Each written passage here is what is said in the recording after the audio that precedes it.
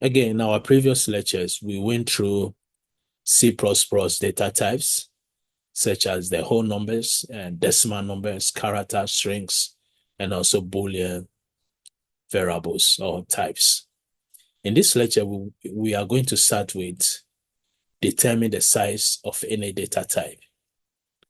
So for example, we can determine the size of a data type int and also long. In our previous lectures, we said the int and long both contains a whole number, but the size are different. Long is normally bigger than int. But again, we don't have to memorize all those sizes.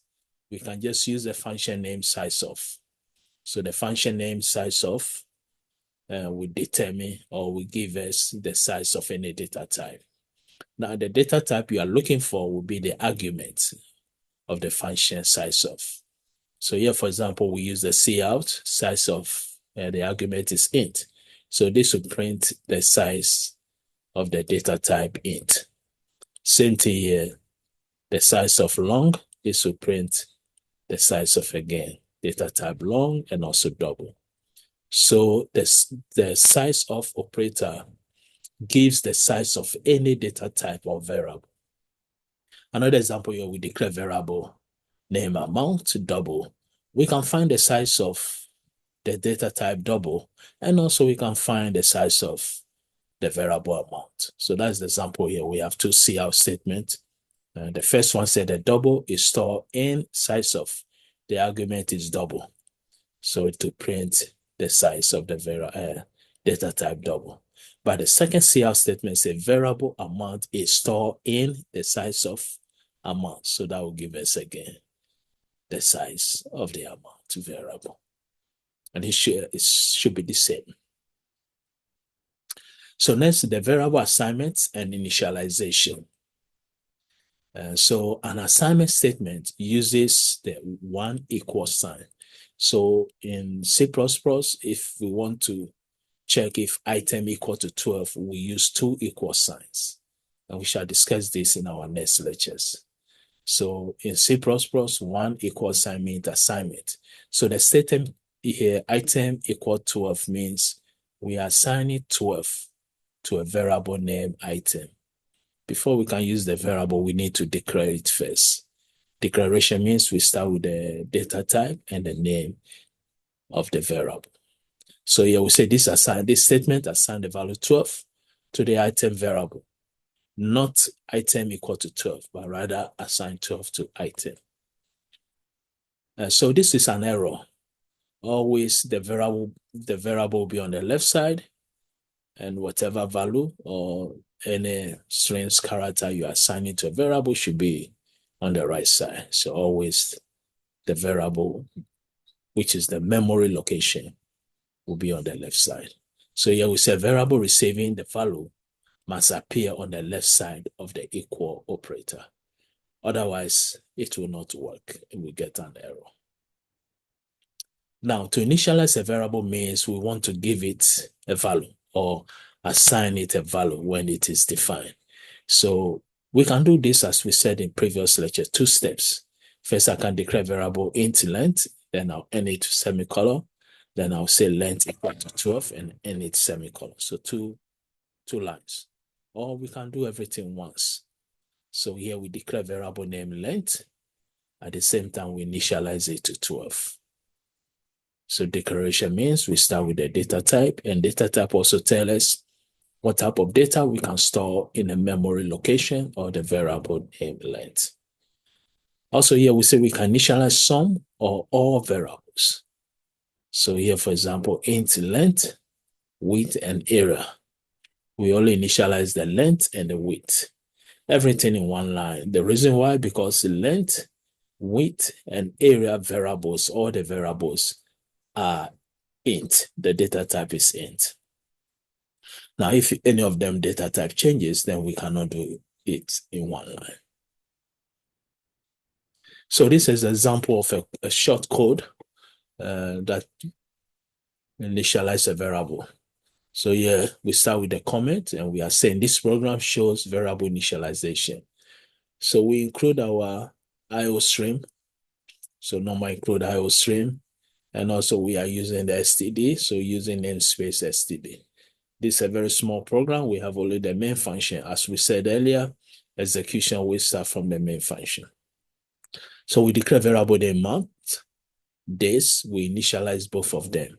Since they are all the same data type, we declare everything and initialize it in one line. And here what we are doing is just to print the content. So we say C out the amount, whatever the amount is, in this case is 2. As days, the days is 28. And we said this in our previous lectures. Days with that double quotation means it's a variable. So it's going to print the content. But here we have days in a double quotation, both left and right side. So this means we want to print the string name days. We talk about the string data type, always is in double quotation. So we can see the output here, month 2 has 28 days. So we print the month as a string because it's in double quotation. The next month is the variable location, the variable name. So we print the content of it, which is 2. Has, again, the same thing, days. We have, again, a variable, a memory location. We print the content. And double quotation days is a string. We print it. So declaring variables with auto keyword. C++ also allow us to declare variable with auto keyword. But the catch is that if you declare variable with the auto keyword, you have to initialize it. So for example, here we use the auto, and also auto must be all lower cases. Auto amount equal to 100. Now, this will tell, due to the content, we are assigning 100 to amount. So automatically the data type will be int. So this means if we are using auto to declare a variable, we need to initialize it. The type of value or a string, character, whatever we assign to the variable will be the data type. So here we assign a whole number, which means the data type will be int. Now here also we have auto interest rate. We assign 12.0 to it, which is a double. So, and we assign D in a single quotation, which is a character. So auto stock code, the data type for the variable stock code will be a character. Then next we have the customer norm. The value is 459L. So L is long. And the only catch here is that anytime we declare variable auto, using the auto, we need to initialize. So next we talk about scope. In this section, we will not go detail on the scope of a variable. Normally we have 2 types. We have the local and also we have global the scope, but we will discuss that in the future. But here, the only thing we should know is that a scope of a variable, we will say that where the variable is sent is sent. So here we say the part of program in which the variable can be accessed. So a local scope, or we say a local variable, or the scope means that variable can only be used in the very specification, let's say a function, where it was declared. Global means the variable can be seen everywhere in the program. So again, the whole idea of a scope is when we can access the variable. So scope is how we see the variable. Variable cannot be used before it is defined. It's something we have to know, and we saw that previous lectures. For example, if you declare variable, you need to use it. Or if you don't use it, that's also fine, but you have declared it. Now, if you are going to use a variable and you didn't declare it, it's an error. So that's an example here. You can see here that we say cout value. We want to print the content of a variable value. But if we look at also execution start from up down. So the execution doesn't start down up. Maybe if it start from down up, we will see the variable first before we use it. But execution will start from the top down. So here we say cout value, which means we are using a variable. We want to print the content. But when we look at the top, we didn't declare it, and there's nothing. Then we came and declare it down, int value equal to 100, return 0. So this will give us error. To correct this error, we are going to declare the value, initialize it to 100 before we print it, and that will be correct. Next is arithmetic operators. Now with C++, it's almost like almost every programming language the same arithmetic operators. So we have addition, subtraction, multiplication, division. Also, we have modulus. Most programming language have it also, which means if I divide two values, the remainder is what we call the modulus. So we say arithmetic operators, we can use it to perform numerical calculations. C++ has three types: unary, binary, and ternary operators. Now, unary operators means you can have only one operand. Un means one. So, for example, unary operator here, -5. So the negative here is a unary operator. It takes only one value. Binary operator means the operator will take two values, left and right. And this is more common. Binary operator is more common. For example, 13 minus 7, we can see two operands, 13 minus 7, or 12, 12 divided by 10, etc. We also have few ternary operators, very rare. Ternary operators means it take three values or three operands. So example given here, we have expression 1, question mark, expression 2, colon, expression 3. Actually, this is a conditional statement, and we will cover this in our future lectures. So whatever, if expression 1 is true, expression 2 will execute. If expression 1 is false, expression 3 will execute. So this is, again, a condition. So these are all the binary arithmetic operators, as we said: addition, subtraction, multiplication, division, and also modulus. Modulus means you divide 7 by 3. What is the remainder? The remainder is 1. So modulus always gives us the remainder of two values when we divide. So this example, this program will calculate hourly wages, including the overtime. So we start with the header file number include IO stream. Why IO stream? Because we want to use the cout and cin. Most of all our C++ program, we are going to include the IO stream.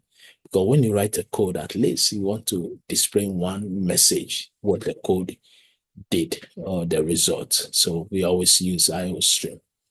Cin, we don't use it so common, but also cin allows us to get an input. And also to use the cin, we also need to include the IO stream.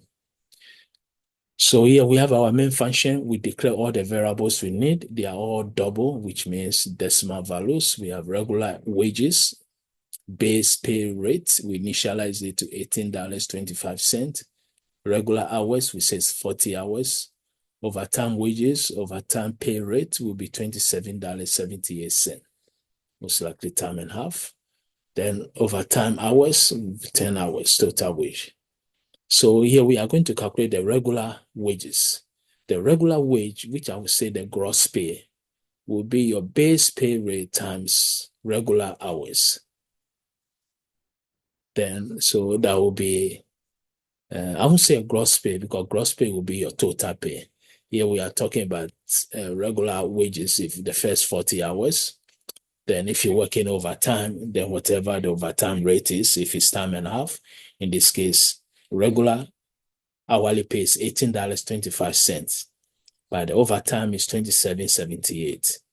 So the person worked for 10 hours overtime, 40 hours regularly. So we find the regular wages, the overtime. Then we can calculate the total wage. So the total wage will be the gross pay. So that will be regular wages plus overtime wages. That gives us total pay. Then we display the total wages.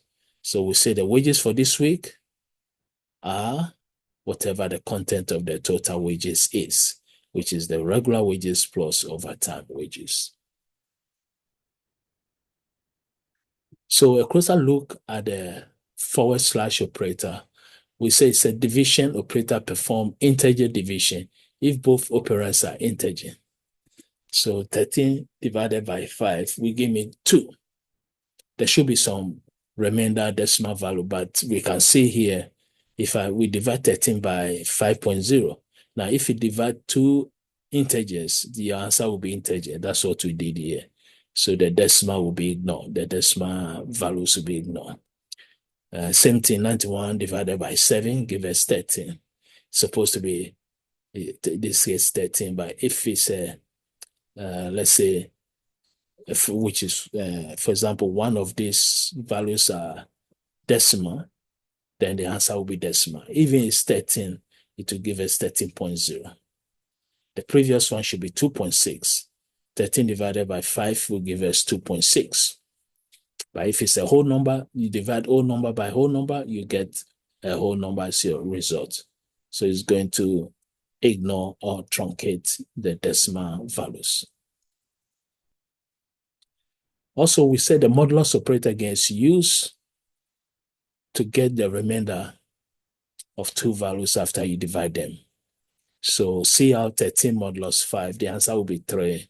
The reason why, because if you divide 13 by 5, the answer is 2, remainder 3. Modulus gives us the remainder result, so the answer will be 3. The same thing here, so we have 13 modulus. So when you come to modulus operator, we do not use decimal or floating decimal value. So 13 modulus 5.0 will give us an error. So it have to be a whole number, like 13 modulus 5. So we say the modulus always required integer for both operands, both the numerator and the denominator. Next is the comments. Again, we went through comments a lot already. We said that comment is what normally we explain our code. If I can have a comment, my name, my course number, the homework assignment number, etc. Comments are normally ignored by the compiler. And we normally use comment in our program to explain the code, or maybe to tell whoever view our code, who wrote the code, or the purpose of it. So we say comment are used to document parts of the program intended for person reading the source code of the program, indicating the purpose of the program, describe the use of variables. For example, I can declare variable int score, and I may have a comment that we are going to store and the student exam score in the variable. So it also explains the compress section of the code. And as we said earlier, comments are always ignored by the compiler.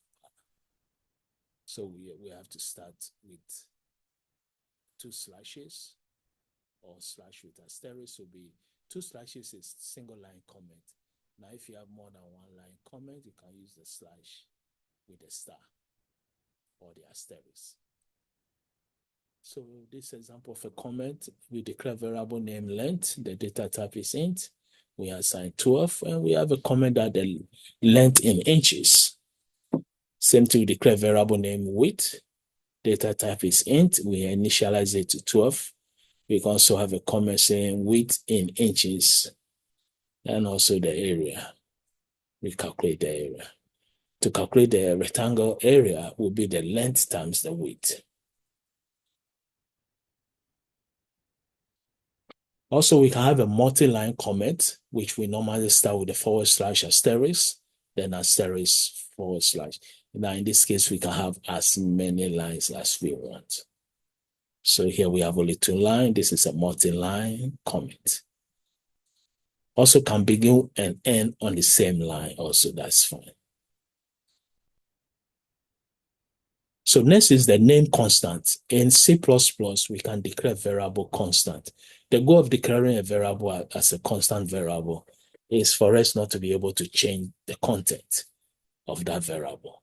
Now, anytime you declare variable constant, you have to initialize it because the value that is inside, you want to make it constant.